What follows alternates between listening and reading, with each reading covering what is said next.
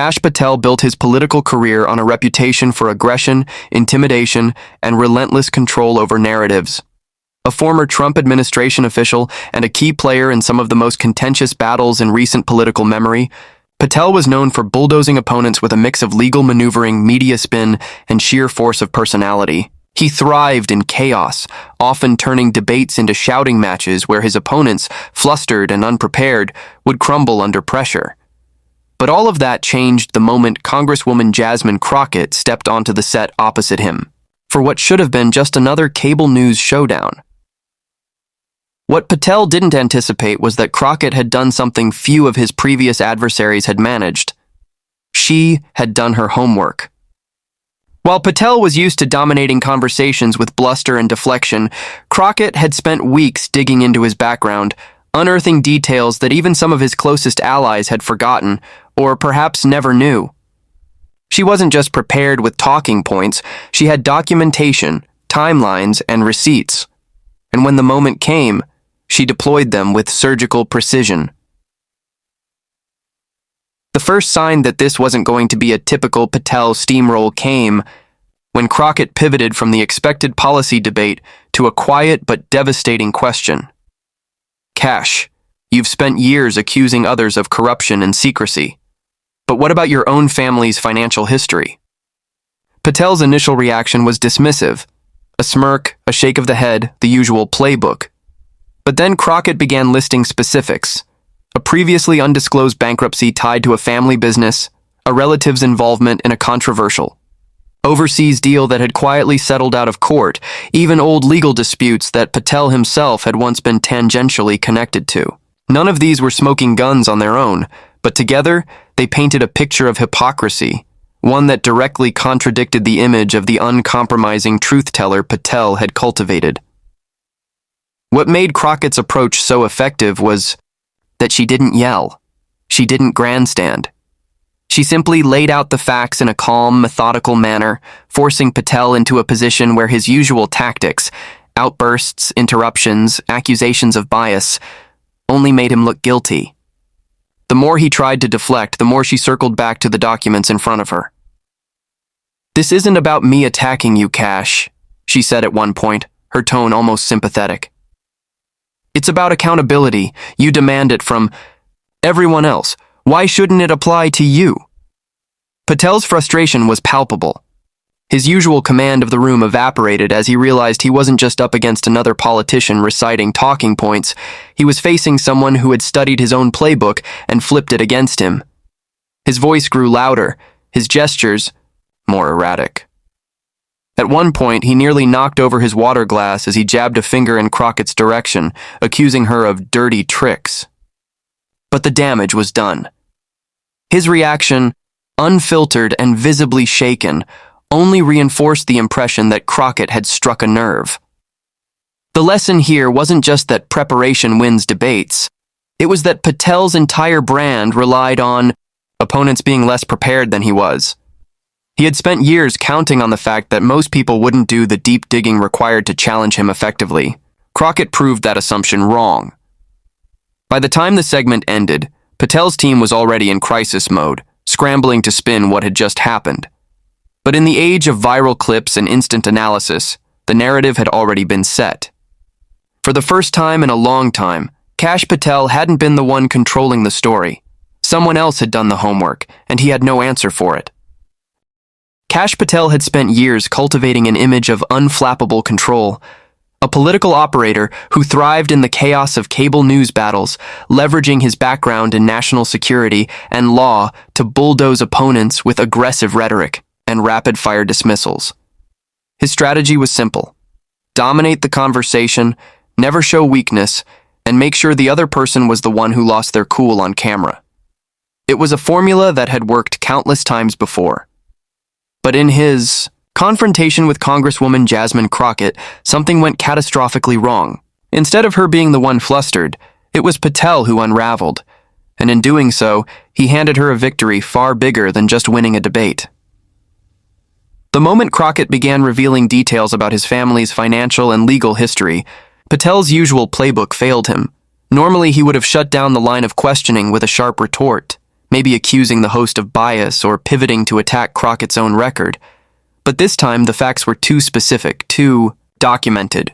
There was no easy deflection. His first mistake was letting his frustration show too early. Instead of brushing it off with a smirk or a calculated joke, his body language tightened, his jaw clenched. His responses grew louder, sharper, less measured. The angrier he got, the calmer Crockett became and the worse he looked. It was a classic miscalculation.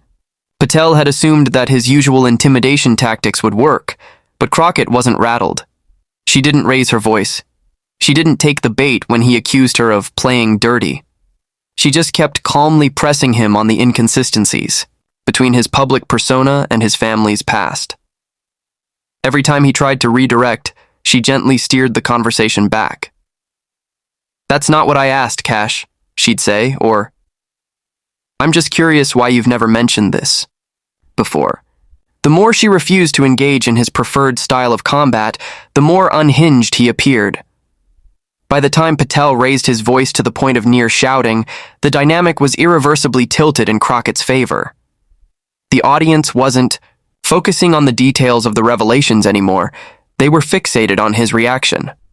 His loss of control became the story. In Media Training 101, the first rule is that the angrier person always loses.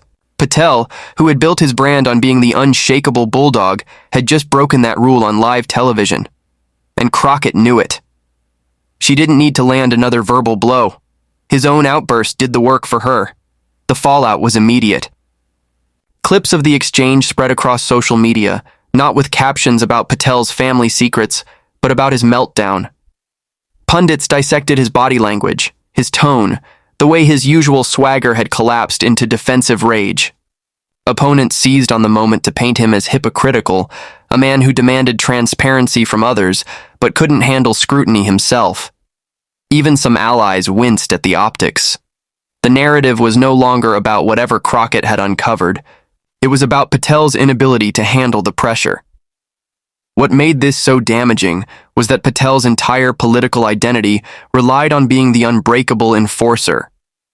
He had spent years positioning himself as the guy who could outmaneuver, outshout, and outlast anyone in the room. But in a single televised moment, that facade cracked. The lesson wasn't just about keeping cool under fire, it was about understanding that in the modern media landscape, losing your temper isn't just a bad look, it's an admission of defeat. Once Patel let Crockett get under his skin, he ceded control of the narrative entirely. And in politics, perception is often more powerful than truth. The irony was that Patel might have survived the revelations themselves. Politicians weather scandals all the time, but what he couldn't recover from was the way he reacted, because it undermined the very thing that made him formidable. His strength was supposed to be his discipline, his ability to stay on message no matter what. Instead, he showed the world that all it took was one well-prepared opponent to make him come undone. And in doing so, he didn't just lose an argument, he damaged his credibility in a way that no spin could fully repair. Kash Patel had spent his career carefully constructing an image as a tough, no-nonsense operator who thrived in the shadows of power. As a former national security official and political enforcer, he understood the value of controlling information, both what was revealed and what remained hidden. His rise through Washington's ranks was built on this understanding, leveraging secrets as both shield and weapon. But the explosive confrontation with Congresswoman Jasmine Crockett exposed the fatal flaw in this strategy. In the digital age, no secret stays buried forever, and the past always finds a way to resurface at the most inopportune moment. The family. Revelations Crockett unveiled weren't particularly scandalous in isolation, a disputed business deal here, some financial turbulence there, but their power came from their timing and context. Patel had positioned himself as a crusader against corruption, a man who demanded absolute transparency from his political opponents while maintaining strict control over his own narrative. This contradiction made him vulnerable in ways he never anticipated. The details themselves were damaging enough, but the real devastation came from how thoroughly they undermined his carefully crafted persona. The man who claimed to operate in sunlight suddenly had shadows of his own being dragged into public view. What made this revelation so effective was how it played into existing perceptions. Patel's opponents had long accused him of hypocrisy, of holding others to standards he didn't apply to himself. Crockett's meticulously researched disclosures transformed these vague accusations into concrete examples. She didn't need to exaggerate or sensationalize. The simple act of presenting verified facts about Patel's background created an undeniable dissonance between his public statements and private history. The more he tried to dismiss the revelations as irrelevant, the more he appeared to be avoiding legitimate scrutiny, exactly the behavior he routinely condemned in others. The episode revealed an uncomfortable truth about modern political warfare. The internet never forgets. Information that might have remained buried in paper records a generation ago now exists in digital form, waiting to be discovered by opposition researchers or investigative journalists. Patel's family secrets weren't even particularly well hidden. They simply hadn't been brought to light by anyone with both the resources to find them and the platform to make them matter. Crockett's team had done what Patel's previous opponents hadn't. They looked beyond the surface of his public persona to examine the foundation beneath. Patel's reaction compounded the damage. His visible discomfort and angry deflection suggested these weren't just random attacks but genuine pressure points. Had he acknowledged the revelations with his characteristic swagger, "Yes, my family had some business challenges years ago, so what?" he might have neutralized their impact. Instead, his defensive posture signaled that these disclosures struck at something more fundamental. The carefully constructed myth of Kash Patel as the unimpeachable truth-teller. The timing was particularly brutal. Coming during a live television debate, Patel had no opportunity for the careful crisis management that might have mitigated the fallout. There were no aides to whisper talking points, no PR team to spin the narrative, just the unblinking eye of the camera capturing every twitch of discomfort. In that moment, the man who specialized in controlling information found himself completely at its mercy. This wasn't just about political damage control. It was about the fundamental nature of power in the information age. Patel's entire career had been built on understanding how secrets function in Washington, but he failed to recognize how the rules had changed. In an era where opposition research is more sophisticated than ever, and social media amplifies every revelation, the only sustainable strategy is consistency. The gap between one's public persona and private reality has become the most dangerous vulnerability a political figure can have. Perhaps most ironically, Patel had become a victim of the very tactics he'd employed against others. His playbook had always included digging up unflattering information about opponents and using it to put them on the defensive. Now he was experiencing firsthand how effective that strategy could be when turned against someone unprepared to handle it.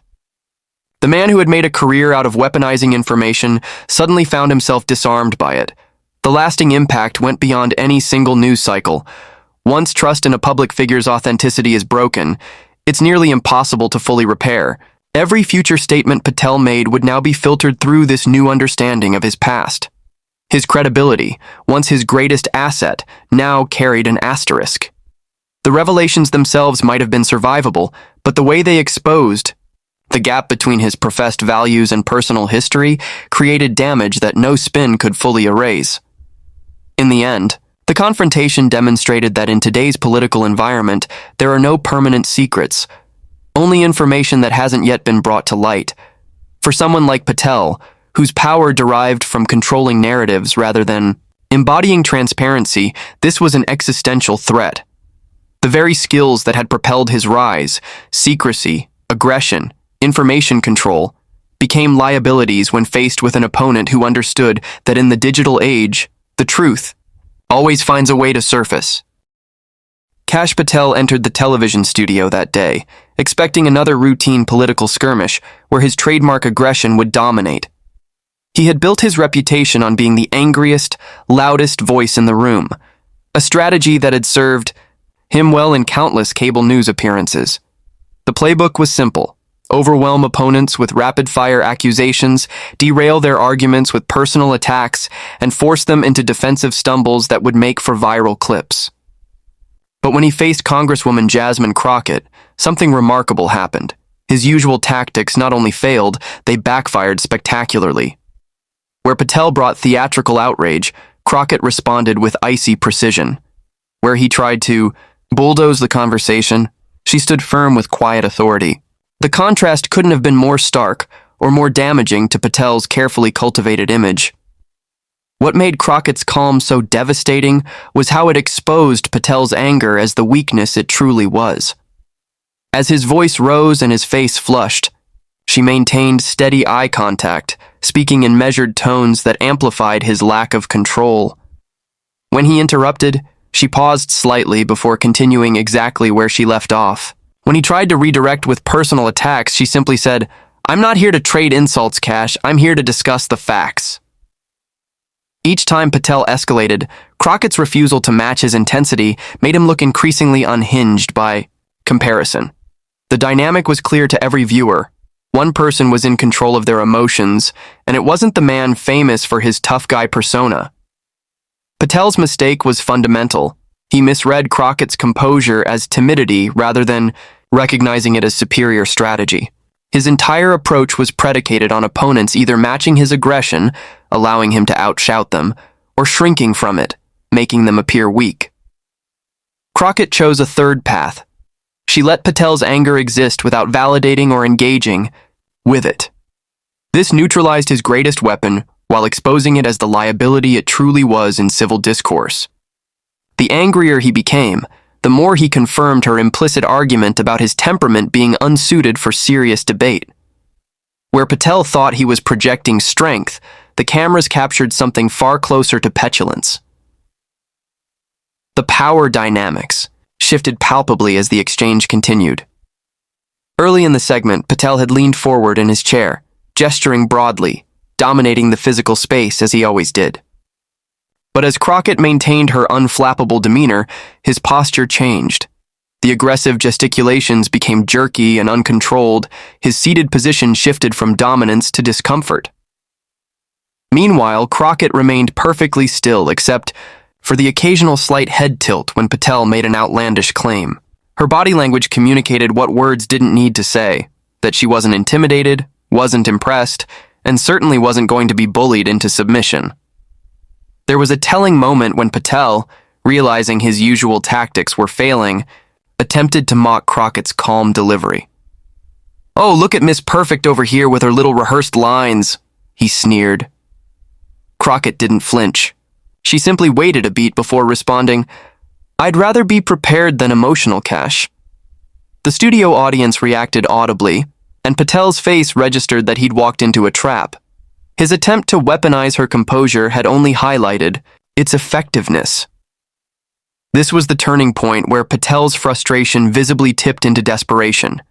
The moment he realized that the very qualities he'd spent years cultivating as strengths were being exposed as liabilities.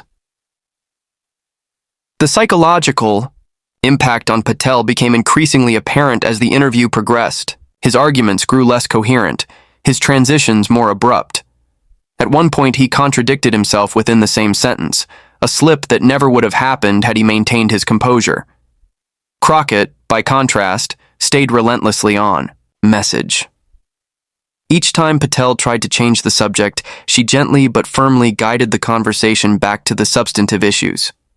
Her discipline created a stark contrast with his erratic performance, demonstrating in real time why emotional control matters in governance. What made Crockett's approach particularly effective was how it played to the broader audience beyond the studio. Television viewers could see what Patel couldn't in the moment, that his anger wasn't making him appear strong, but rather revealing his inability to engage on the merits. Social media clips would later highlight the most explosive Patel moments, but what resonated wasn't his passion. It was how unprofessional he looked next to Crockett's statesmanlike presence. In an era where voters claimed to be tired of political theatrics, her refusal to indulge in them made Patel's act seem especially outdated. The aftermath proved even more damaging than the exchange itself. While Patel's team tried spinning his outburst as passionate advocacy, the unedited footage told a different story. Political commentators who had previously praised Patel's combativeness now questioned whether he had the temperament for serious governance. Editorial boards that had tolerated his style when it was effective now labeled it counterproductive. Most painfully for Patel, even some allies privately expressed concern that he'd been outclassed in the very arena where he claimed mastery. Perhaps the most enduring lesson from the confrontation was how it redefined strength in public discourse. For years, Patel and his ilk had conflated volume with power, mistaking aggression for authority. Crockett's performance demonstrated that true command comes not from overpowering others, but from maintaining unshakable control of oneself. In the end, the quiet Congresswoman didn't need to shout to be heard. She simply let her opponent's rage speak for itself, and the contrast told voters everything they needed to know. The explosive confrontation between Kash Patel and Congresswoman Jasmine Crockett didn't just end when the cameras stopped rolling. It ignited a political firestorm that continues to reshape perceptions of both figures. Patel's spectacular unraveling on live television marked a turning point in his career, exposing the fatal flaw in his take-no-prisoners approach. The man who built his reputation as an unshakable political enforcer had been reduced to a visibly shaken, sputtering mess by Crockett's calm but relentless questioning. In the days following the broadcast, political analysts kept returning to one damning observation. Patel hadn't just lost his temper. He'd lost control of the narrative that defined his entire public persona. The aftermath played out exactly as Crockett's team had anticipated. Viral clips of Patel's meltdown dominated social media, with viewers dissecting every flustered response and defensive outburst. Memes mocking his loss of composure spread like wildfire, while Crockett's composed demeanor became the subject of admiring analysis. Political commentators who had previously dismissed her as a lightweight now praised her strategic brilliance in letting Patel self-destruct. The contrast couldn't have been more stark. Where Patel's aggression once intimidated opponents, it now made him appear unstable and unfit for serious discourse. The very qualities that had propelled his rise became the anchors dragging down his credibility. For Patel, the long-term consequences proved even more damaging than the immediate humiliation. Donors began questioning whether his volatile temperament made him a liability rather than an asset. Former allies distanced themselves, wary of being associated with his tarnished brand. Perhaps most painfully, the incident gave his critics concrete evidence to support what they'd long alleged, that beneath the tough guy facade lay someone incapable of handling scrutiny without crumbling. The carefully constructed image of Kash Patel as the unflappable truth-teller now existed alongside the indelible footage of him losing control on national television. Crockett, meanwhile, emerged as the unexpected standard-bearer for a new style of political engagement. Her performance demonstrated that substance and composure could defeat bluster and bullying, a lesson that resonated far beyond this single confrontation. Political newcomers studied her technique, recognizing that in an era of non-stop media coverage, the ability to remain unshakable under fire might be the most valuable skill a public figure could possess. The confrontation became a case study in how to dismantle an opponent not through matching their aggression, but by exposing it as the weakness it truly was. The lasting impact of this televised moment reveals an uncomfortable truth about modern political discourse. In the age of viral videos and endless replays, how you respond matters as much as what you say. Patel's legacy will forever include those disastrous minutes where his carefully cultivated image evaporated under the heat of Crockett's quiet persistence. For aspiring politicians, the lesson is clear. True power comes not from being the loudest voice in the room, but from maintaining unshakable command of yourself and the facts. In the end, Jasmine Crockett didn't just win a debate. She exposed the emptiness of performative outrage and redefined what real strength looks like in public life.